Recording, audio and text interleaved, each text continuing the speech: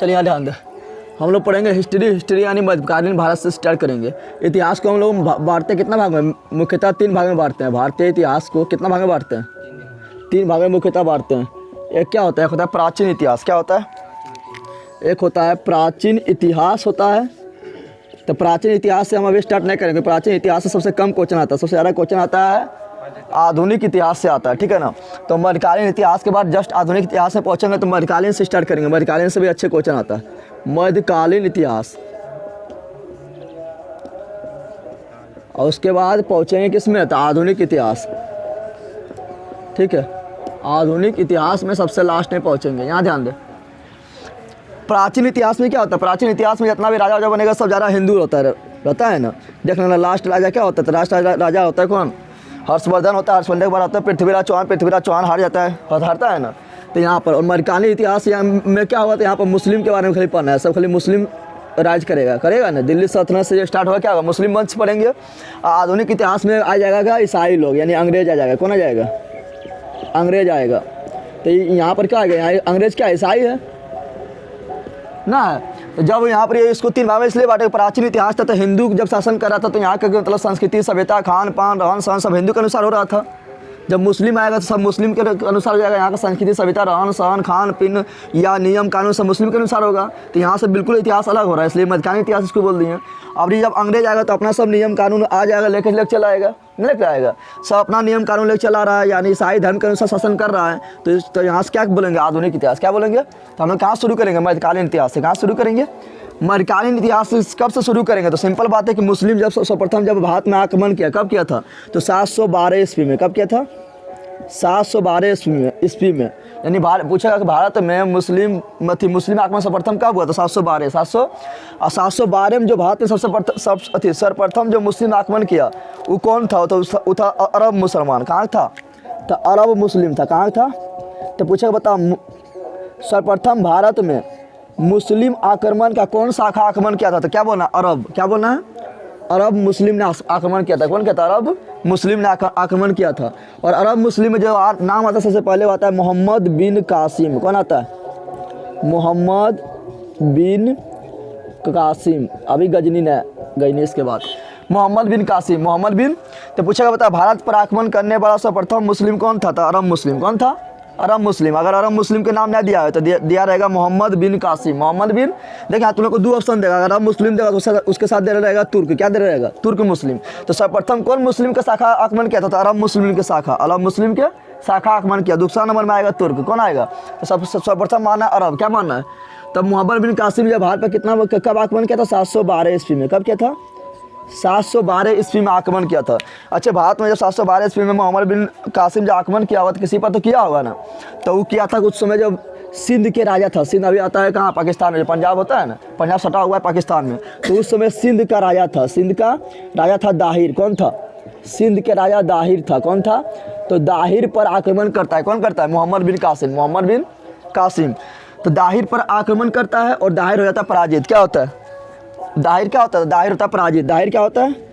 दाहिर पर आक्रमण करेगा तो दाहिर हो जाएगा पराजित। दाहिर क्या हो जाएगा? पराजित हो जाएगा। दाहिर क्या कर लेगा? आत्महत्या कर लेगा। यानी दाहिर का पराजित हो गया, दाहिर मर गया।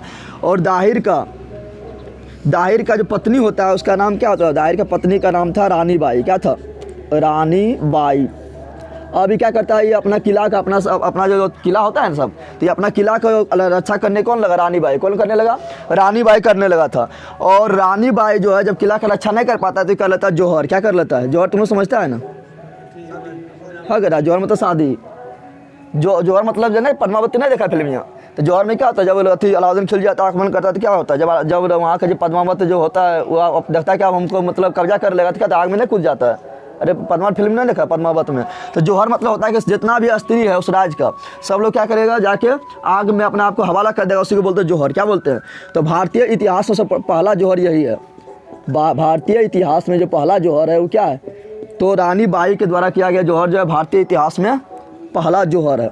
जौहर तुमने समझ गया ना? अपने आप को औरत जब आग के हवाला कर देता है तो उसी को बोलते हैं जौहर। क्या बोलते हैं? तो भारतीय इतिहास में पहला जौहर है। ठीक है ना? तो कौन करता है? रानी बाई। कौन करता है?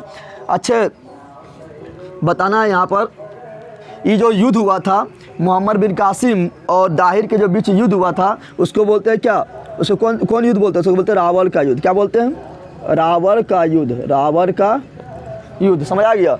और यहीं से फिर क्या करता है मोहम्मद बिन कासिम, राजा दाहिर के दो पुत्री को अपने साथ ले चल जाता है, अपने साथ ले चल जाता है। कहाँ? तो ले चल जाता है वहीं पर अरब मुस्लिम है। कहाँ से आया था? अरब से आया था, तो वहीं ले चल जाता है। ठीक है ना। अच्छा, अब बात करते हैं कि जो मोहम्मद बिन कासिम है, एकाएक तो भारत पर आक्रमण नहीं किया होगा। क्यों किया मोहम्मद बिन कासिम भारत पर आक्रमण? तो यहाँ पर ध्यान दे, तुम लोग जानता है ना, यहाँ पर क्या है, यहाँ से भारत शुरू होता है ना। तो मोहम्मद बिन कासिम यहाँ पर क्या है, पाकिस्तान में, कहाँ पर, पाकिस्तान के जो यहाँ पर, पाकिस्तान में यहाँ क्या है, सिंध है। सिंध में कौन शासन कर रहा है? सिंध में शासन कौन कर रहा है? तो दाहिर। कौन कर रहा है? दाहिर कर रहा है। और यहाँ पर जो है ये जो अरब मुसलमान था, इसका ईरान था। ईरान के कहाँ से था? ईरान से था। और हम लोग जानते हैं कि यहाँ क्या है, श्रीलंका। यहाँ पर क्या है? श्रीलंका है। और यहाँ पर पाकिस्तान है, पाकिस्तान के बाद आएगा अफगानिस्तान, अफगानिस्तान के बाद आएगा ईरान। क्या आएगा? तो ये लोग कहाँ के? ये लोग है ईरान के। कहाँ के? ईरान के है। तो ईरान से और श्रीलंका के बीच क्या होता है? व्यापार होता है। क्या होता है? ईरान और श्रीलंका के बीच क्या होता है? व्यापार होता था। और जब व्यापार होता था तो हमें कहता है कि यार समुंदर है ना, तो जब समुंदर होता तो यहाँ पर गुजरात पर पहुँचेंगे, फिर यहाँ पर पाकिस्तान से होते हुए साइड जाएंगे।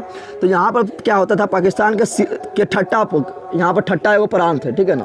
तो ठट्टा के पास क्या होता था, यहाँ पर समुद्री लुटेरों के द्वारा जो ईरान और श्रीलंका बीच जो व्यापार हो रहा है, उसको जहाज़ के लूट लेता था। कौन?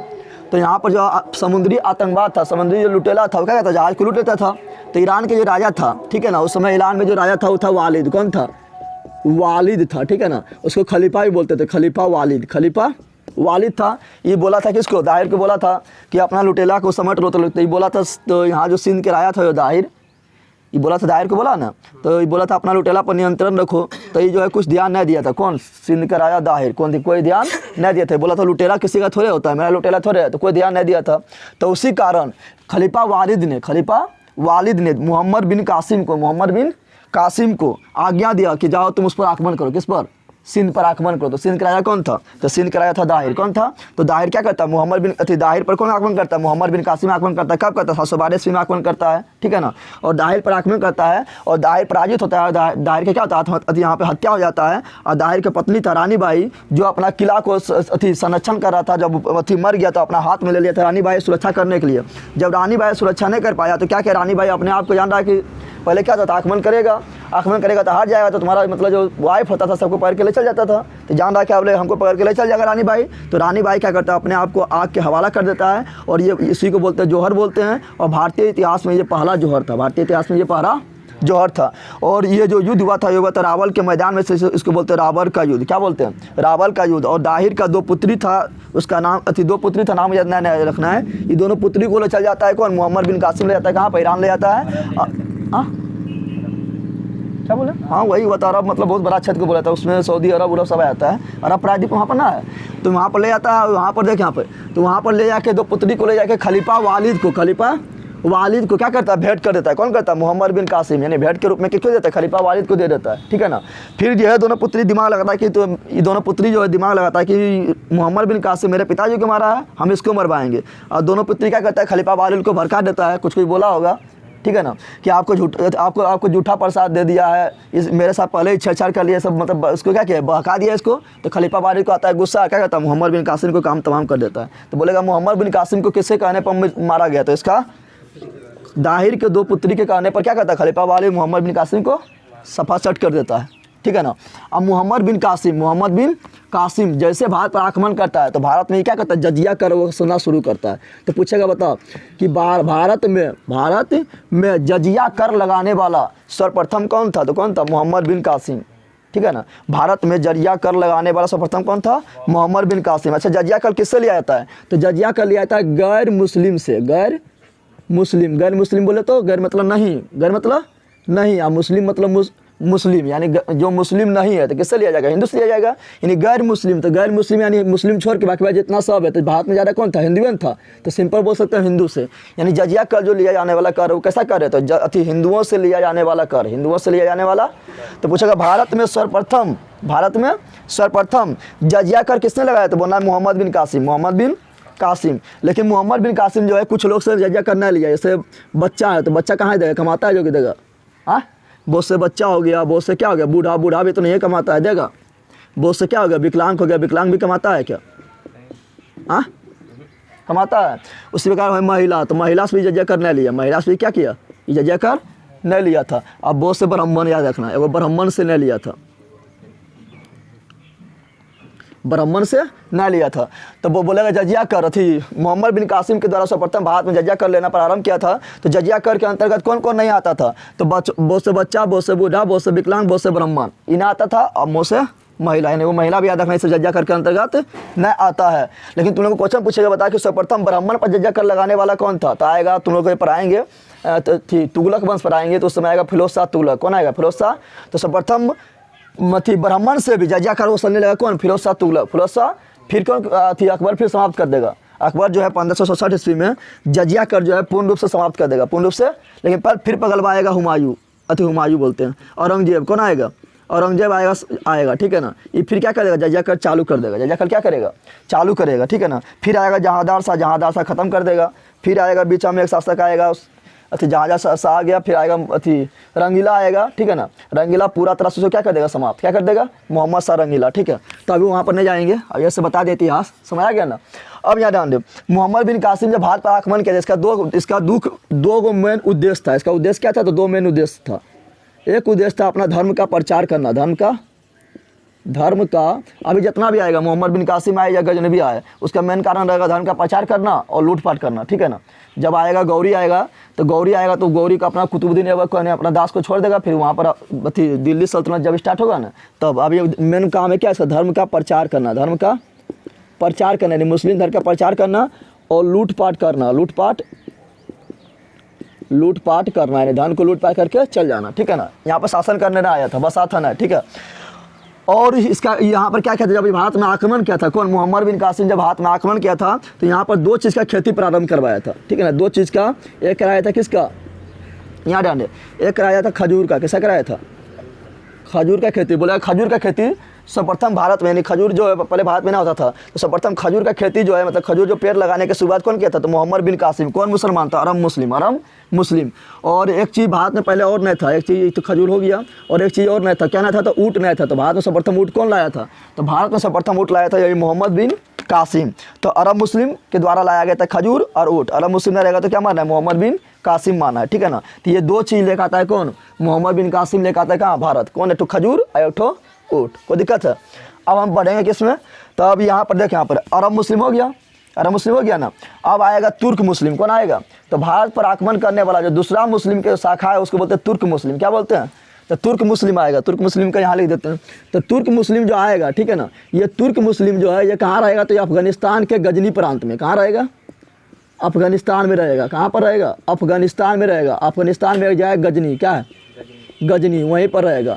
और इसका स्थापना कौन करता है, जो तुर्क मुस्लिम होता है इसका स्थापना करता है अलप्तगिन। कौन करता है, अलप्तगिन ठीक है ना। अलप्तगिन स्थापना करेगा।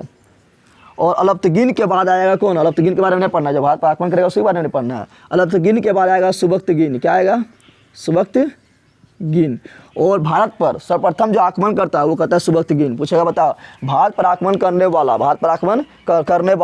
पहला तुर्क मुस्लिम कौन था, तो बोलना सुबक्तगिन। क्या बोलना है, सुबक्तगिन। अलप्तगिन तो स्थापना नहीं किया, कौन किया था, अच्छा अलप्तगिन स्थापना किया था। सुबक्तगिन क्या कहता है, आक्रमण करता है। क्या करता है, आक्रमण करता है ठीक है ना। और फिर सुबक्तगिन का जो होता है, मतलब सुबक्तगिन के बाद आता है कौन, तो आता है गजनबी। कौन आता है, इसी का बारह कौन आता है, गजनबी ठीक है ना। इसी का दमार होता है, सुबक्तगिन का दमार होता है गजनबी। कौन, जिसका पूरा नाम बोलते हैं मोहम्मद गजनबी। और मोहम्मद गजनबी जो है वो क्या करता है, तो भारत पर फिर आक्रमण करेगा। सुबक्तगिन कर दिया ना। देखिए यहाँ एक चीज़ बता देते हैं। सुबक्तगिन जो भारत पर जब आक्रमण किया था, तो उस समय हिंदू राजा था।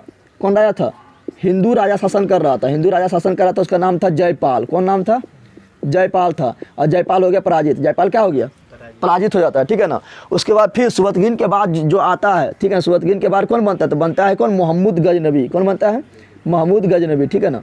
तो महमूद गजनबी बनता है। तो जयपाल तो उसमें पराजित हो गया था, पूरा बेइज्जत हो गया था जयपाल, लेकिन हत्या नहीं हुआ था इसका ठीक है ना, खाली बेइज्जत करके होकर छूट गया ठीक है। उसके बाद आता है मोहम्मद गजनबी। क्या आता है, अब मोहम्मद गजनबी भी आया बेचारा, ये भी फिर जयपाल पर कर दिया आक्रमण। क्या कर, किस पर कर दिया, तो मोहम्मद गजनबी फिर क्या करता है, जयपाल पर आक्रमण कर देता है। जयपाल को मारता ना है, जयपाल को मारता, लेकिन ये अपने बेइज्जत इतना हो गया था कि क्या करता है, अपने आप का कर लेता है आत्महत्या। क्या कर लेता है, क्योंकि दो बार आक्रमण किया, दोनों बार क्या पराजित हो गया। राजा है, अपराजित हो गया ना, तो क्या कर लेता है अपने आप, क्या कर लेता है आत्महत्या। कौन करता है? मोहम्मद गजनबी, महमूद गजनबी। और महमूद गजनबी जो है भारत पर 1000 ईस्वी से लेके 1000 ईस्वी से लेके 1027 ईस्वी तक, कितना ईस्वी तक? 27 ईस्वी तक भारत पर 17 बार आक्रमण करता है। कितना बार आक्रमण करता है? 17 बार। जानता है ना, पूछता है ना क्वेश्चन कि बताओ महमूद गजनबी जो भारत पर कितने बार आक्रमण किया? तो 17 बार आक्रमण किया था, जिसमें सब आक्रमण इंपॉर्टेंट रहा है। सबसे ज़्यादा इंपॉर्टेंट आक्रमण कौन है? तो जानवे कहता है सोमनाथ मंदिर रहा है, जो 1025 ईस्वी में किया था। सबसे ज़्यादा इंपॉर्टेंट वही रहना। देखो ऐसे तो बहुत सब जितना आक्रमण किया सब इंपॉर्टेंट है, लेकिन जब किसी का धर्म पर प्रति अति करता है, जैसे सोमनाथ मंदिर क्या है? हिंदू का है, हिंदू का मंदिर है ना, शिव भगवान का मंदिर है, तो वहाँ क्या है? सबसे बड़ा मंदिर है। और किसी धर्म पर जब प्रहार करता है तो उसका चर्चा वो ज़्यादा होने लगता है ना। तो महमूद गजनबी 1000 और 1027 के बीच भारत पर 17 बार आक्रमण करता है, जिसमें हमको तीन आक्रमण के बारे में पढ़ना है, ठीक है ना। एक करता है 1006 में, 1006 में, एक करता है 1012 में, और एक करता है यहाँ पर 1025 में, 1025 में, ठीक है ना, 1025 में। 1006 में जो करता है वो करता है नागरकोट पर। किस पर करता है? नागरकोट कहाँ है? गुजरात में। कहाँ पर है?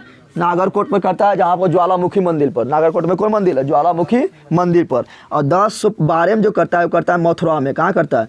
मथुरा और वृंदावन, वहीं पर ना वृंदावन है, तो मथुरा और वृंदावन में करता है, ठीक है ना। और 1025 में जो करता है सोमनाथ मंदिर पर। सोमनाथ मंदिर पर आक्रमण करता है, जो सबसे फेमस है, सबसे ज़्यादा इसी के बारे में पूछता है ना। तो 106 ईस्वी में जो आक्रमण किया था वो किया था कहाँ पर? तो नागरकोट के ज्वालामुखी मंदिर पर। नहीं दिखाई दे रहा है कि? तो झुक के देख रहा है। और 1012 ईस्वी में जो आक्रमण करता है कहाँ करता है? मथुरा के वृंदावन पर करता है। और मथुरा के वृंदावन को देखता है, इसके साथ आता है 4 गो विद्वान। किसके? महमूद गजनबी के साथ 4 गो विद्वान आता है, ठीक है ना। उसमें एक विद्वान होता है उत्बी। कौन होता है? उत्बी होता है। और उत्बी जब देखता है मथुरा वृंदावन को, ये सब कहाँ से आया था? सब अफगानिस्तान से आया था। अफगानिस्तान में अभी भी शांति है नहीं करता, नहीं देख रहा है, तालिबान ना है। तो सब आया था कहाँ? मरुस्थल से आया था, एकदम पूरा गरीब था। यहाँ पर जब देखता है मथुरा वृंदावन को, इसका होश से उड़ जाता है। ये मथुरा वृंदावन को बोलता है क्या? भारत का स्वर्ग बोलता है। क्या बोलता है? उत्बी को देखता है, जब मथुरा वृंदावन को जब देखता है, सजावट देखता है, उसका भाई भी देखता है, ठीक है। तो क्या बोलता है? बोलता है कि मथुरा वृंदावन को बोलता है भारत का बेथलेहम। बेथलेहम मतलब भारत का स्वर्ग, भारत का स्वर्ग। तो बोलेगा मथुरा और वृंदावन को भारत का स्वर्ग किसने कहा था? उत्बी। किसने कहा था? और उत्बी एक पुस्तक भी लिखता है, पता है तुम लोग को? हाँ, कौन चीज? ये लिखता है यामिनी ए हिंद। पूछेगा यामिनी ए हिंद नामक पुस्तक किसने लिखा? तो बोलना है उत्बी। क्या बोलना है? और 1025 ईस्वी में सोमनाथ मंदिर पर आक्रमण करता है। बोलेगा कि इसका सोमनाथ मंदिर में कौन देवता का मंदिर था? जल्दी बताया। सोमनाथ मंदिर में किस देवता का था? तो शिव का था। किसका था? शिव का था। यहाँ पर क्या होता था पता है? यहाँ पर सबका मतलब विश्वास था कि मतलब शंकर भगवान अपने देख लेगा। वहाँ पर शंकर भगवान जब शिवलिंग उसका था ना, शिवलिंग उसका हवा में लटक रहा था। किसका? कहाँ लटक रहा था? मतलब सबका विश्वास था कि शिवलिंग में यहाँ भगवान में शक्ति है, शंकर भगवान अपने देख लेगा। तो ये लोग जानने करता मुस्लिम था, तो इससे क्या कहता? शिवलिंग को जो है जो ये था महमूद गजनबी था, शिवलिंग को उठाकर और पटक दिया था, ठीक है ना।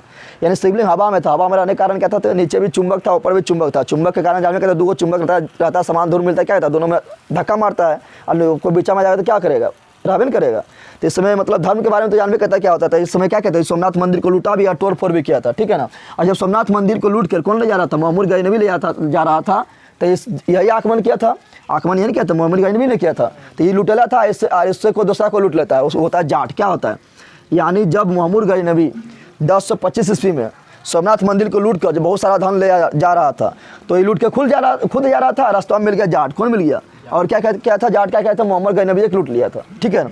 तो महमूद गजनबी कहता तुमसे बदला जरूर लेंगे, तुमसे बदला जरूर लेंगे। और फिर महमूद गजनबी 1027 में, कितना? 1027 में, लास्ट हो यही है ना। 1027 ईस्वी में करता है, किस पर आक्रमण करता है? जाट पर आक्रमण करता है। जाट पर आक्रमण, और जाट पर आक्रमण करने के कारण जाट के आंदोलन में, जाट पर आक्रमण करने के कारण जाटे मतलब विरोध में, जाट के विरोध में क्या होता है? मर जाता है। कौन मर जाता है? यानी जाट के बोलेगा महमूद गजनबी को किसने मारा? तो जाट लोग मारा। कौन मारा था?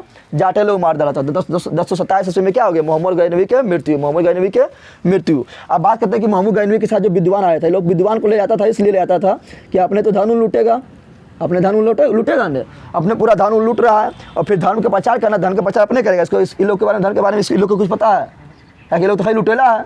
तो ले आता था विद्वान को, अच्छा सा बात समझाया, जनता तक अच्छा बात समझाया, उसके पोट ले, ठीक है ना। तो 4 गो विद्वान, देखा तुम लोग किसी कोई भी राजा रहेगा ना, लुटेरा उटेरा रहेगा तो अपने साथ विद्वान को लेकर जरूर चलता है ना, जो उसको कुछ सिखाए, मतलब बताए कि कैसे कि क्या करना है, नहीं करना, जनता की रिपोर्ट ले। तो 4 गो विद्वान था, वो 4 गो विद्वान का ट्रिक याद रखना, क्या वो 4 गो विद्वान का ट्रिक याद रखना, फूफा, क्या रखना, यानी याद रखना कि महमूद गजनबी जो है वो अपने साथ फूफा को ले जाता था। किसको ले जाता था, कहीं भी ले जाएगा तो किसको ले जाएगा, फूफा को। किसको ले जाएगा, एफ से हो गया फिरदौसी, कौन हो गया, जिसके बारे में बहुत सारा क्वेश्चन पूछता है, नहीं पूछता, एफ से क्या हो गया, फिरदौसी, क्या हो गया, फिरदौसी हो गया। यू से हो गया उतबी, अभी बताए थे, नहीं बताए थे, यू से उतबी।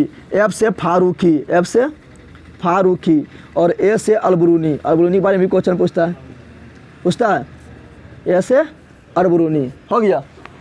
अब पूछेगा बता कि उतबी क्या लिखा था, उतबी लिखा था, क्या बताए थे, यामनी ए हिंद, यामनी ए हिंद, ठीक है ना। और अलबरूनी क्या लिखा था, किताब उल हिंद, किताब उल, बोलेगा किताब उल हिंद किसने लिखा, क्या बोलेगा, किताब उल हिंद, किताब उल हिंद नामक पुस्तक किसने लिखा, तो क्या बोलना, अल-बलूनी, क्या बोलना, अल-बलूनी। उतबी क्या बताया था, उतबी बारे में बताया था, क्या लिखा है, तो ये बोला था मथुरा और वृंदावन के दृश्य को देख के बोला था कि भारत का बेथलेहम यानी भारत का स्वर्ग है। कौन बोला था, उतबी, कौन बोला था, और लिखा था यामनी ए हिंद, क्या लिखा था, यामनी ए हिंद लिखा था, यामनी ए हिंद लिखा था, याद हो गया। तो 4 गो जो आया 4 गो जो आया था उसके बारे में याद हो गया। और अल-बलूनी जो है, कौन सी, और अल-बलूनी जो है पहला मुस्लिम है जो क्या कहता है, पुराण का अध्ययन किया था। बोलेगा पुराण का अध्ययन करने वाला पहला मुस्लिम कौन है, तो क्या बोलना है, अल-बलूनी, क्या बोलना है, इसके बारे में यहाँ ले लेते हैं। पूछेगा पुराण का अध्ययन करने वाला, क्या इसका, पुराण का अध्ययन करने वाला, अध्ययन करने वाला पहला मुस्लिम कौन है, तो कौन था, अल-बलूनी, कौन था, अल-बलूनी। अब फिरदौसी भी एक पुस्तक लिखा था, उसका नाम क्या है, याद आ रहा है तुम लोग को दिमाग में, फिरदौसी का पुस्तक का नाम क्या है, देख लेना, काफ़ी फेमस है, ठीक है ना। तो ये समझ गया इतना, कोई दिक्कत मिटा है,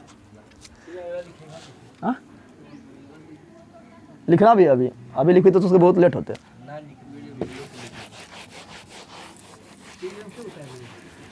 अब तो सब थोड़ा अथी करके उतार भी उतना अथी खुद ग्रेजुएशन में चलिए दीवाने काम कर, तो कहाँ कुछ अथी बैठा के लिखना है, नहीं लिख पाएगा अपने से बना के, वो तो हमें जगह थोड़ा इधर उधर तो कर लिखा पाइए, मैंने समझना था सबके, तो हो गया ना। तो यहाँ पर क्या कहते हैं, यहाँ ध्यान दे, तो मोहम्मद गजनबी क्या हुआ था, 127 ईस्वी में मृत्यु हो गया। कैसे मृत्यु हुआ था, इसका मृत्यु होता है जाट आंदोलन के, सॉरी जाट विरोध में, जाट पर जब आक्रमण किया था तो जाट विरोध में क्या हुआ, खुद मर गया। कौन मर गया, मोहम्मद गजनबी मर गया, ठीक है ना। जाट वो जो थी जाति रहा, जाट ओकरा बोला कि जाट लोग जब मिलकर आक्रमण करते हो, जाट जैसे हम लोग ना हो, जैसे राजपूत की जाट एगो जाति ना हो, परवीन राजपूत वंश परवीन है, तो बहुत सारी जाति लोग जाट भी जाती है। चलिए यहाँ ध्यान दे, तो मोहम्मद गजनबी खत्म हो गया। मोहम्मद गजनबी के गजनी वंश के जो लास्ट में होता है खुसरो खा, खुसरो खा को मारेगा कौन, तो मारेगा मोहम्मद गौरी, कौन मारेगा, और मोहम्मद गौरी अब भारत पर आक्रमण करेगा, ठीक है ना, कौन करेगा, मोहम्मद गौरी, ठीक है ना, मोहम्मद गौरी भारत पर आक्रमण करेगा। ये भी तुर्क है, क्या है, तुर्क, क्या है, तुर्क है, ठीक है ना। अब मोहम्मद गौरी जब आक्रमण करेगा तो बोलेगा कि बता, मोहम्मद गौरी भारत पर सर्वप्रथम कब आक्रमण किया था, 1175 ईस्वी में। कब किया था, 1175 ईस्वी में मोहम्मद गौरी ने सर्वप्रथम भारत पर आक्रमण किया था, ठीक है ना। और जब 1175 ईस्वी में मोहम्मद गौरी ने भारत पर आक्रमण किया था, तो यहाँ ध्यान दे, तो मोहम्मद गौरी का दूसरा आक्रमण जो होता है 1178 में, 6:30 बज गया रे, चलिए यहाँ ध्यान दे, यहाँ ध्यान दे तुम लोग, मोहम्मद गौरी जो भारत पर जो दूसरा आक्रमण करता है 1178 ईस्वी में। और जब 1178 ईस्वी में जो आक्रमण करेगा मोहम्मद गौरी, तो इसका जो होता है, मतलब इसको जो लड़ना पड़ता है भारत के, उस समय एक होता है गुजरात में होता है, ठीक है ना, शक्तिशाली राजा होता है, उसका नाम है भीम द्वितीय, क्या है, तो भीम द्वितीय से लेता पंगा ले, क्या लेता पंगा ले, तो मोहम्मद गौरी कौन लेता है, मोहम्मद, अब भीम द्वितीय अपने पागल है, एकदम शक्तिशाली राजा था, तो उस समय मोहम्मद गौरी को कौन जीतेगा, तो भीम द्वितीय जीत गया। भीम द्वितीय क्या हुआ, जीत गया, यानी भारत में सर्वप्रथम मोहम्मद गौरी का जो पराजय हुआ था वो 1178 ईस्वी में हुआ था। कब हुआ था, 1178 ईस्वी में हुआ था। और भीम द्वितीय को हम मूरराज प्रथम भी बोलते हैं, क्या बोलते हैं, मूरराज प्रथम, क्या बोलते हैं, मूरराज प्रथम। तो मोहम्मद गौरी का भारत में सर्वप्रथम पराजय कब हुआ था, 1178 ईस्वी में हुआ था, 1178 ईस्वी में ही हुआ था। कौन क्या था, तो भीम द्वितीय क्या था, ये कहाँ राजा था, तो जो था गुजरात के, कहाँ था, गुजरात के सोलंकी होता है ना, वहाँ का राजा था। इसको मूरराज प्रथम भी बोलते हैं, मूरराज प्रथम भी। तो हार के चल गया, भयंकर पराजय इसका हुआ, लेकिन फिर ही नहीं माना है, फिर ही आगे कब, आगे 1191 ईस्वी में हमला करना, कब 1191 ईस्वी में हमला करने आ गया। और उस समय जो थी, उस समय राजस्थान का एक राजा था जिसका नाम था पृथ्वीराज चौहान, क्या था, पृथ्वीराज चौहान। अब पृथ्वीराज चौहान जानने का था उसके बारे में, वो अपने शक्तिशाली राजा है, ना। तो पृथ्वीराज चौहान तो ये 1191 ईस्वी में आक्रमण करता है कहाँ पर, मोहम्मद गौरी आक्रमण कर देता है किस पर, तो पृथ्वीराज चौहान पर, पृथ्वीराज चौहान पर आक्रमण करता है, ठीक है ना। तो पृथ्वीराज चौहान पर जो आक्रमण करता है, दोनों के जो बीच युद्ध होता है वो होता है हरियाणा का, एक हरियाणा में है तराइन, क्या है हरियाणा में एक जगह है, क्या है उसका नाम तराइन, क्या है। तो पहला बार आक्रमण कर रहा है तो इसको बोलेंगे तराइन का प्रथम युद्ध, क्योंकि एक बार और आक्रमण करेगा, जैसे क्या बोलेंगे तराइन का प्रथम युद्ध, तराइन का प्रथम। और तराइन का जो प्रथम युद्ध हुआ था कब हुआ था, 1191 ईस्वी में। कब हुआ था, 1191 ईस्वी में तराइन का प्रथम युद्ध होता है। पूछेगा तराइन का प्रथम युद्ध किसके किसके बीच हुआ, तो बोल रहा है मोहम्मद गौरी और पृथ्वीराज चौहान के बीच, यानी मोहम्मद गौरी वर्सेस पृथ्वीराज चौहान। कौन जीता, तो सिंपल बात है, कौन जीतेगा, पृथ्वीराज चौहान, पृथ्वीराज चौहान जीतेगा। पृथ्वीराज चौहान क्या हुआ, जीत गया, कौन, तराइन के प्रथम युद्ध में। फिर 1192 में मोहम्मद गौरी आक्रमण करता है, लेकिन जान रहा है कि हम ऐसा तो पृथ्वीराज चौहान से जीत नहीं पाएंगे। तो ये क्या करता है, तो मोहम्मद गौरी अभी दिमाग लगाता है, कौन सी करता है, तो इस यहीं पर पृथ्वीराज चौहान से के एगो दुश्मन होता है, उसका नाम था जयचंद। क्या नाम था, जयचंद, ठीक है ना। आई कहाँ का राजा होता है चंदावर के राजा, कहाँ का राजा होता है, चंदावर के राजा होता है, ठीक है ना। तो जयचंद देखिए यहाँ पर, ये भी राजपूती है, ये भी क्या है, राजपूती है, लेकिन दोनों दुश्मनी का है पता है, तो इसका एक कथा है, ठीक है ना। इसका मतलब कहानी है, जयचंद की एगो पुत्री होता है, क्या होता है यहाँ समझना है, जयचंद की क्या होता है, पुत्री होता है जिसका नाम है संयोजिता, क्या है, संयोजिता, ठीक है ना। अब क्या होता है, पृथ्वीराज चौहान को जाता है किसके, इससे प्यार हो जाता है, किससे, जयचंद के पुत्री से, किससे, संयोजिता से हो जाता है प्यार, क्या होता है, अब संयोजिता से प्यार हो गया। अब जयचंद ने लेकिन इससे मतलब शादी करवाना नहीं चाह रहा है, किससे, पृथ्वीराज चौहान से। अब क्या कहते हैं, जयचंद इसका मतलब शादी करने लगता है, किसके, संयोजिता का शादी करने लगता है किसी और राजा से, ठीक है ना। तो उसी समय जो है जयचंद जो है जितना भी राजा आसपास में रहता है सबको देता है, बुलावा देता है, शादी हो जाता है बुलावा देवन करेगा, निमंत्रण देता है, लेकिन पृथ्वीराज चौहान को निमंत्रण नहीं देता था। पृथ्वीराज चौहान को बढ़ता है गुस्सा, ये जाता है वहीं से मंडप से उठाकर संयोजिता को लेकर भाग जाता है। कौन ले भाग जाता है, पृथ्वीराज चौहान जो है मंडप से उठा के क्या किया, संयोजिता को लेकर भाग गया था। बता, दुश्मनी तो होना तो फिक्स है। तो जयचंद और पृथ्वीराज चौहान के बीच क्या हो गया, दुश्मनी, क्या हो गया, दुश्मनी हो गया। तो आप बता, जब मोहम्मद गौरी जाएगा इससे जयचंद से दोस्ती करने की, इसको मारना है तो दोस्ती करिए लेगा, तो क्या होगा, मोहम्मद गौरी और जयचंद अब मिल गया, क्या हुआ, मिल गया, ठीक है ना। और उसके बारे में मोहम्मद गौरी के बारे में मतलब मोहम्मद गौरी को सब कुछ बता दिया, कौन, जयचंद सब कुछ बता दिया था, ठीक है।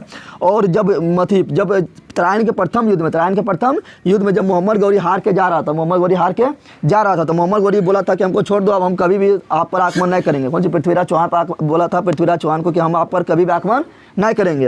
लेकिन मोहम्मद गौरी 1192 ईस्वी में बिन बोले, ठीक है, रात में जयचंद को साथ ले लिया, और रात में किस में, तो रात में 1192 ईस्वी में मोहम्मद गौरी आक्रमण करता है, किस पर आक्रमण कर देता है, तो मोहम्मद गौरी आक्रमण करता है पृथ्वीराज चौहान पर। अब बता, तुम लोग तैयार रहेगा तब ये ना, लड़ने के लिए होता है पीछे से तुमको मार देगा, लेकिन तुम पहले तैयार रहेगा लड़ने के लिए तब ना। तो लड़ने के लिए तैयार नहीं था, पृथ्वीराज चौहान पर क्या करता है, आक्रमण कर देता है। क्या करता है, पृथ्वीराज चौहान पर आक्रमण करता है। कब करता है, 1192 ईस्वी में करता है। तो इसको बोलते हैं तराइन में होता है युद्ध, तो इसको बोलते हैं तराइन का द्वितीय युद्ध। क्या बोलते हैं, तराइन का।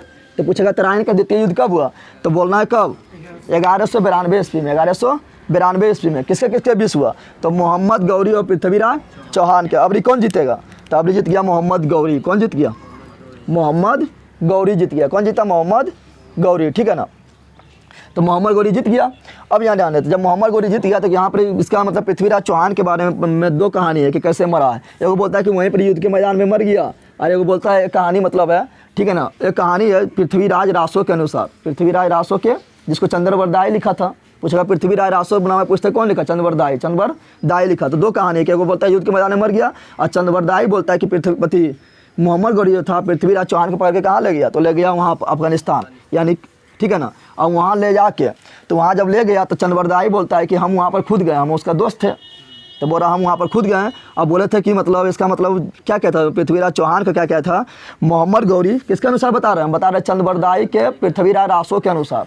पृथ्वीराज रासो कौन लिखा, चंद्रवरदाई लिखा। तो उसके अनुसार हम बता रहे हैं कि मोहम्मद गौरी क्या किया था, पृथ्वीराज चौहान के दोनों आँख में गर्म रॉड क्या कहता डाल दिया, दोनों आँख क्या कहता ख़त्म कर दिया था। कौन, मोहम्मद गौरी। कौन किया था, तो वहाँ पर दरबार में कौन पहुँचता है, चंद्रवरदाई पहुँचता है। कौन पहुँचता है, चंद्रवरदाई पहुँचता है, ठीक है ना।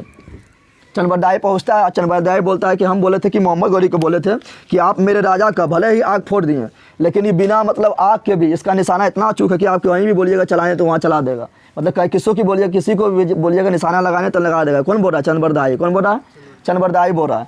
तो मोहम्मद गोरी बोलता है इतना ही निशानेबाज है, तो चलो इसको बुलाओ। तो बुलाता है कहाँ, दरबार में बुलाता है।